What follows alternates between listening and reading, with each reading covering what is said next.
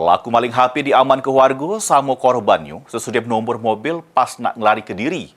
Mak ini pelaku sudah diserah ke pihak kepolisian Polda Sumsel guna dimintai keterangan lebih lanjut.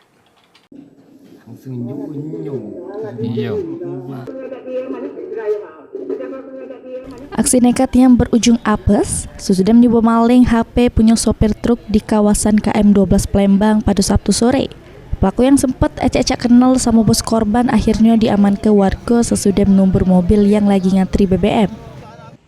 Ini pelaku sudah diserah ke korban ke Ditreskrimum Polda Sumsel guna dimintai keterangan lebih lanjut.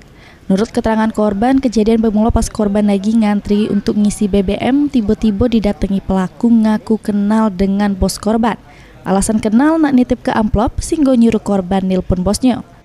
Pas ditelepon pelaku acak-acak ngobrol yang ternyata telepon tersebut dibisuke oleh pelaku. Sesudah itu sambil ditelepon itulah pelaku minta duit 500.000. Korban yang percaya karena pelaku ngomong diperintah bosnya langsung nganjuk duit 500.000 ke pelaku. Pas duit sudah diinjuk, pelaku langsung tancap gas membawa duit sama HP korban. Sehingga korban bebas pelaku, beruntungnya pelaku pas berlari nomor mobil yang ngantri BBM sehingga langsung diamankan, sehingga langsung dibawa ke Polda Sumsel. Modusnya amplop pak, amplop untuk bos. Terus? Ya, dia minta duit cash 500.000. Terus sudah dikasih duit 500.000, dia langsung lari ke HP. Sedang lari ke HP aku kejar, dia nomor mobil. Nomor mobil lagi antri minyak. Informasi banyak sopir lain yang jadi korbannya?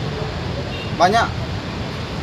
Ini ada kalau sopirnya. Sebelumnya kita kenal nggak dengan pelaku? Tidak kenal.